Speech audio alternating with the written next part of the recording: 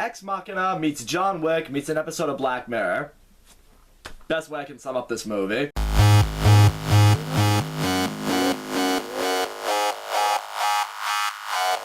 Upgrade is a new science fiction movie that is brought to us by Blumhouse Production, which is, you know, that company that makes a lot of those low-budget horror movies. So this movie is set sometime in the future. Just about everything is run by computers now. We meet the main character named Gray, who's played by Logan Marshall Green. I just learned that actor's name, I think, 10 minutes before I shot this video. I literally was calling him just discount Tom Hardy the whole time because he really does look a lot like Tom Hardy. Except Tom Hardy was probably too busy shooting Venom to make this movie. But this guy, Gray, he works as a stay-at-home mechanic while his wife goes and works for one of these really successful technology companies. And what I appreciated is I was able to quickly get behind Gray's character. He's someone who loves working as a mechanic with older cars, and you know, he feels it's more fulfilling for him because he feels that robotics is taking away humanity from society. He feels that being more hands-on with machines and doing more things for yourself is what makes you human. He has a really great relationship with his wife, you know, you can see a clear romance between each other, you can see a love for one another. I mean, his wife thinks it's a little silly that he's still being a mechanic because that's not really a thing anymore in the future, but she still supports him, which is good to see. Then one night, the two of them are driving home from a night out, and their AI car starts malfunctioning, and it all of a sudden crashes. After the car crashes, a group of criminals arrive, they kill Gray's wife, and they paralyze Gray from the neck down, making him a quadriplegic. So yeah, right out the gate, things go from being really good for Gray to really shitty. But it's also here I started to buy more into Logan Marshall Green's performance. I really thought he began to stand out more. Because, you know, he's paralyzed from the neck down, he's wheelchair bound, his mother's taking care of him, and his wife is gone now. There's one moment, his mom's just helping him shave, and it's at this point, you know, he just breaks down crying because of what he's lost. It felt really authentic, it felt real, and I was actually feeling for the character. There's at one point, Gray doesn't even want to live anymore, so he tries to get one of the machines to OD him with the pain meds he was given. He winds up back in the hospital, he does survive that, and it's also right here, he is visited by Aaron, who's this tech guy, who's like the head of a company. He met with him earlier in the movie. And here Aaron tells Gray, it's like, look, we have a device called STEM. We could put that into your spine.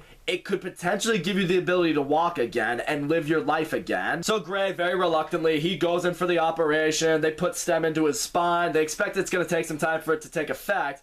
But not very long after the operation, Gray is able to walk, use his hands, he's fully functional. However, it's at this point Aaron tells Gray, it's like, listen, this thing hasn't been fully approved by the government yet. If they find out that we use this on you, it's going to be big trouble for us and even for you. So you have to sign this non-disclosure agreement that says you will not reveal this to the public until you can. So yeah, whenever Gray is out in public, he still has to be wheelchair bound. Everyone still has to think he's a quadriplegic. And in the meantime, he's been meeting with this officer named Cortez, who's the one responsible for finding out the guys who murdered his wife and assaulted him. And you know, like most people, he's getting really frustrated that not any results are going on. He feels that they're just putting way too much faith in machinery, in the robots and the drones that they use. But then it's one night, Gray's at his home, he's going through some of the files, he's going through some of the footage of the guys who murdered his wife. And then out of nowhere, STEM starts speaking to him, similar to how Jarvis would speak to Iron Man. Gray, however, is the only one who can hear STEM because STEM is just sending these sound waves only to his eardrum, so he's the only one who can hear STEM talking to him. And here STEM tells Gray, it's like, oh, look at this in the footage. Look at this guy right here, and they're able to deduce one of the guys who killed his wife. But Gray knows he can't go to the police with this information because that'll reveal he has STEM in his neck, and he signed that non-disclosure agreement, so it's at this point Gray realizes he needs to use STEM to take matters into his own hands. So they break into one of the killer's house, Gray confronts him, he starts fighting with the guy, except the guy's clearly getting the upper hand on Gray. But it's as this guy has Gray pinned down, STEM starts talking to Gray again. He says, would you allow me to take control? I can beat this guy. So Gray says, alright STEM, take control, and then from there, with STEM controlling Gray's body, he just completely beats the shit out of this guy. And seeing STEM take control of Gray, I think is just really cool to see because he turns Gray into a fucking badass. He's just using kung fu to beat this guy's ass, but what I love is seeing Gray's expression because he's amazed, he's surprised, he doesn't really know what's going on. Literally, the fights basically go like this. But,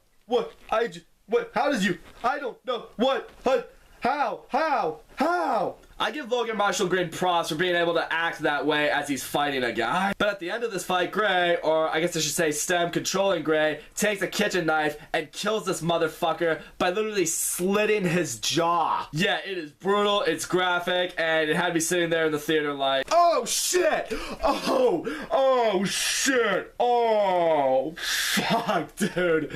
Oh man. I actually laughed pretty hard at that death, which probably makes me a really sick, morbid human being. And then Gray throws up because he just killed a man, and you know, Stem starts telling him it's like, you know, you should remove all trace of yourself in this house. But now it's from here, Stem and Gray start doing more investigation. They go to confront another guy in a bar. They cut off his ear to get him to tell him more information. But it's also at this point Cortez starts seeing through her drones that Gray has been in a lot of the areas where these guys have been killed. So actually she's gone up to him. She's trying to get more information out of him. But you know, Stem's, you know, telling Gray's like, this is what you should say to her. This is how you'll get her to back off. So yeah, now Gray has to deal with Cortez, keeping an eye on him, thinking he may be involved in all of this. But now at this point, Aaron has discovered what Gray has been doing with Stem, and because of that, he can't risk Gray letting Stem be known to the public, so he's now trying to remotely shut down Stem. So with that, Stem tells Gray, it's like, hey, Aaron's trying to shut me down, which is going to turn you back into a quadriplegic, so we have to go to this hacker named Jamie, who's going to counter Aaron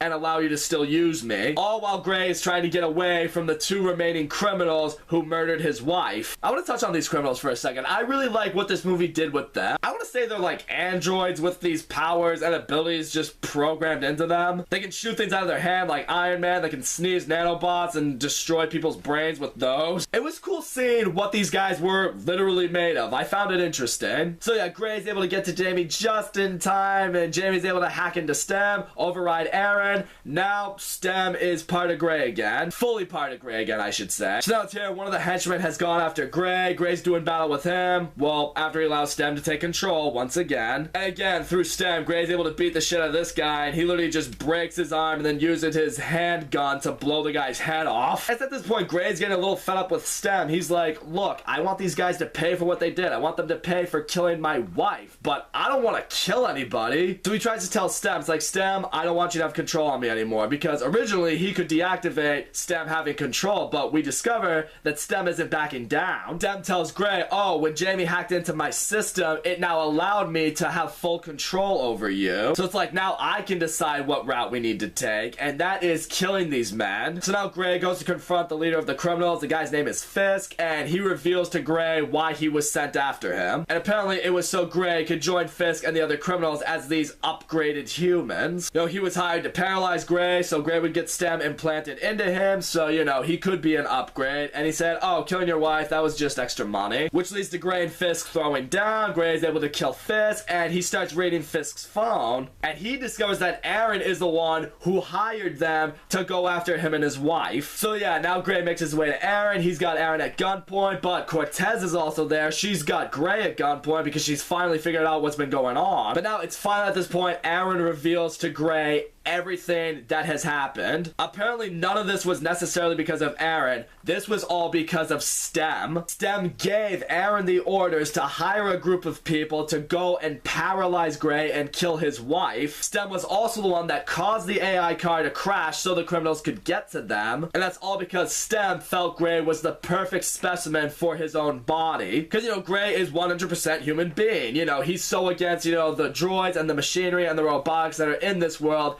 He doesn't really let any of them interfere with himself. He just wants to be 100% human being, which made Stem feel that he was the perfect specimen. And yeah, now Stem has full control over Gray's body, and now he's basically in the final stages of just erasing Gray entirely and making Gray's body his host. Stem uses Gray to kill Aaron. He's got Cortez at gunpoint, but, you know, Gray doesn't want this. He doesn't want to do this, so he's able to get the gun pointed at his neck. He shoots himself. But it's right after that happens, we see Gray in the hospital. He's able to use his limbs. You know, he's not a quadriplegic. And not only that, but his wife is still alive, so she goes over to Gray in the hospital. They embrace, and I'm sitting there wondering, like, wait a minute, what just happened? Was this all a vision? Was this all a dream? But then we get back to reality, and it turns out that through shooting himself, Gray caused his mind to snap, and it allowed Stem to put his consciousness into this fantasy world, which now fully gives Stem complete control over Gray's body. In his robot voice, he tells Cortez that Gray is gone. You know, I run this now, and he just says goodbye, shoots and kills Cortez,